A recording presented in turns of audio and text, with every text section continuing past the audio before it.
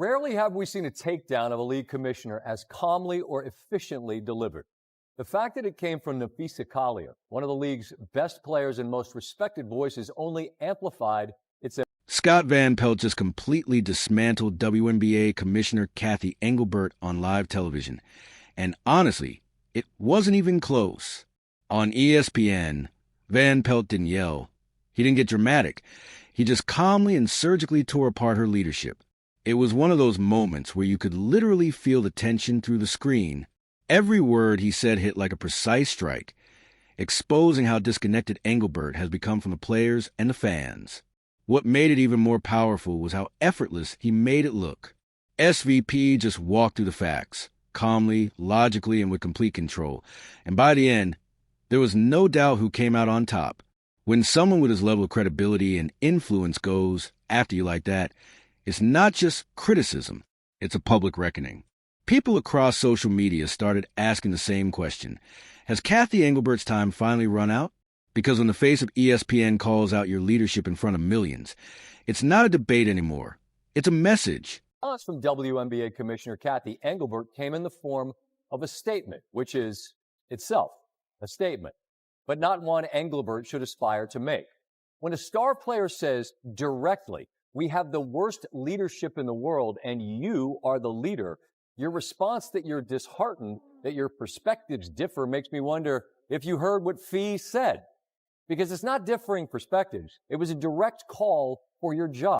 Let's be honest. The WNBA has never been more in the spotlight than it is right now. Caitlin Clark, Angel Reese, Paige Buchers. These names are pulling in more attention than the league has ever seen. The talent is there. The storylines are there. The excitement is through the roof. You'd think all that buzzword of the headlines focus on record ratings, electric matchups, and sold-out arenas. But that's not what people are talking about. Instead, everyone's glued to what happened on ESPN. Scott Van Pelt completely dismantling Commissioner Engelbert and doing it in the calmest, most devastating way possible. He didn't need to shout or exaggerate. His tone was measured, his points were airtight, and the impact was undeniable. He made Engelbert look not just unprepared, but out of touch with the league she's supposed to be leading. And that's what's wild, because instead of the WNBA riding its biggest wave of momentum in history, the conversation has shifted to one thing: the commissioner's complete failure to lead during the most important moment for women's basketball. I've earned this platform, which she had, and said, "I don't care what the fine is," which, if I hear her correctly, is to say you have nothing to threaten me with. The chorus of voices of current stars in the WNBA, which echo Collier's sentiment, didn't have a single opposing voice. Her presence more than the other way around, even though this year for Caitlin Clark was essentially low. And here's where all of it started. Nafisa Collier, her exit interview earlier this week, wasn't just another player venting frustrations. It was a spark that lit the fuse. She didn't hold back. She called out the WNBA's leadership as the worst in professional sports. But she didn't stop there. She backed it up with actual receipts. Collier revealed a private conversation where Cathy Engelbert allegedly said Caitlin Clark should be grateful for the WNBA because, without it, she wouldn't be making money. Just think about that for a second. Grateful? Clark's nil deals at Iowa were bigger than what many WNBA veterans make in their entire careers. She sold out arenas, broke college viewership records, and brought mainstream attention to women's basketball before she ever put on a WNBA jersey. So when Engelbert supposedly made that statement, it wasn't just tone deaf, it was flat out insulting. It showed how disconnected leadership is from reality. Van Pelt caught that and ran with it. He made it clear that if anyone should be grateful, it's the WNBA, because Caitlin Clark has single-handedly elevated the entire league's visibility, revenue, and fan base. As for what Engelbert is alleged to have said to Collier, if she actually suggested Caitlin Clark should be grateful for what she makes off the court, that's preposterous.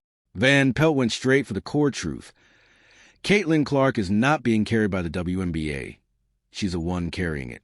He laid out evidence that even Engelbert couldn't deny. The highest TV ratings since the league's founding? Clark. The biggest merchandise sales in years? Clark. Sold out arenas across multiple states? Clark again. Van Pelt's tone never changed, calm, professional, but every word cut deeper. When he said, "The league benefits from Caitlin Clark far more than she benefits from them," it echoed across social media. Fans and analysts alike were nodding because it's the truth. So when the commissioner suggests Clark should be grateful, it's not just a bad look. It's completely delusional. SVP didn't need flashy graphics or emotion to make his point. He let logic and evidence do all the damage. By the time he was done, it was clear that the problem wasn't the players or the fans or the coaches. It was the leadership at the very top. Elena Deladon on Instagram, who said, and I quote, "It's the care for the human part for me. I'm not sure Cathy knows I retired. Heard from everyone but her. And I don't like to pile on. That's not my thing.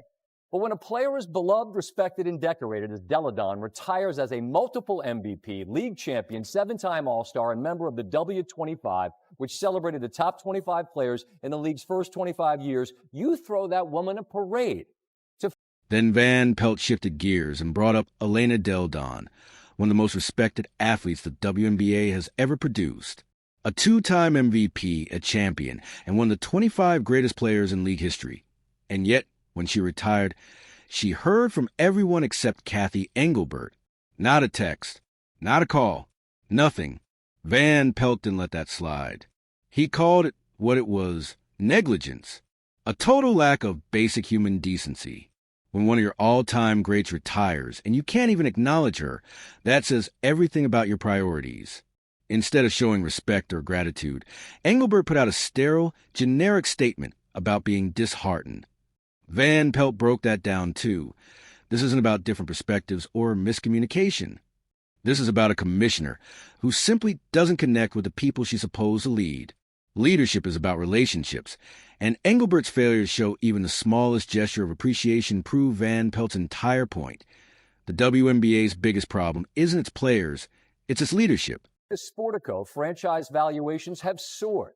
Players want more money, and the CBA expires at the end of this month. This was a whole lot more than just a shot across the bow. The WNBA finals begin this Friday, and we typically hear from Adam Silver on the eve of the NBA finals. Cathy Engelbert has got to do more than say. And this is where the situation completely unraveled. No one, and I mean no one, came out to defend Cathy Engelbert. Not a player, not a coach, not even the league's own staff. Instead, more and more voices started joining Nafisa Collier's side. Lexi Hull spoke up. Sophie Cunningham went even further, calling Engelbert the most delusional leader the WNBA has ever had. Even Gino Orima, who almost never sides with anyone in league drama, said the WNBA's physicality and poor management are hurting the game. When rookies, veterans, and Hall of Fame coaches are all saying the same thing, you have a full-blown crisis on your hands. And here's the thing Van Pelt pointed out that most people miss. This is all happening right before the new CBA negotiations. Players are tired of being underpaid, ignored, and dismissed. Caitlin Clark isn't just another rookie. She's an entire economy. She brings in sponsors, ratings, and ticket sales the league has never seen. If Engelbert honestly believes the WNBA is doing her a favor, she's completely out of touch. Van Pelt went down the checklist: the bad officiating, the silence toward retiring stars, the constant fines for coaches who speak the truth, and the fact that fans are losing patience. Instead of celebrating its biggest growth spurt ever, the WNBA is drowning in controversy. He ended his segment with one brutal truth. This should be the WNBA's golden era, but instead it's chaos. And he's right. When a respected player like Collier says, "We have the worst leadership in sports," that's not just criticism. That's a call for change. Everyone knows Adam Silver is watching. The NBA funds the WNBA, and if ESPN's biggest names like Van Pelt and Stephen A. Smith are questioning Engelbert's leadership, it's only a matter of time before something happens. Right now, fans are connecting all the dots: the bad officiating, the injuries, the lack of communication, the disrespect toward players. The league is tripping over its own success just when it should be sprinting forward. Van Pelt didn't rant or shout. He just spoke the truth. And that truth hit everyone like a hammer. When fans, players, and analysts all agree that leadership is the problem, it's impossible to ignore. So now the question is simple. Will Cathy Engelbert step down? Or will Adam Silver step in before it's too late? If you enjoyed this breakdown, make sure to like, follow, and share to support the channel, and keep these deep dives coming.